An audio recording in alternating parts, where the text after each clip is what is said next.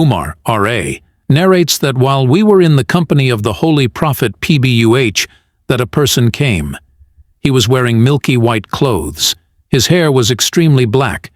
There were no signs of travel on his face or clothes. None of us knew him. He sat squatly in front of the Holy Prophet PBU. He put both of his hands on his thighs and asked the Holy Prophet PBU, "What is Islam?" The Holy Prophet PBU said, "Islam is that you bear witness that there is no deity worthy of worship except Allah and Muhammad. PBU is his prophet and slave. Establish prayers, pay zakat, a specific amount from your earnings, fast in the month of Ramadan, and perform pilgrimage, Hajj, if you could afford."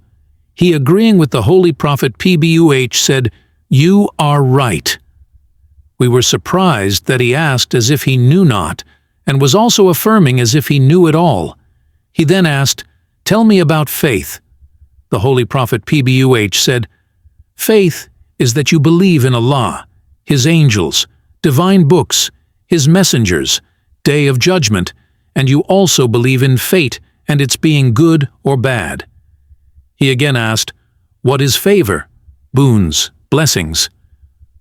The Holy Prophet PBUH said, "Favor is that you worship Allah as you could see Him.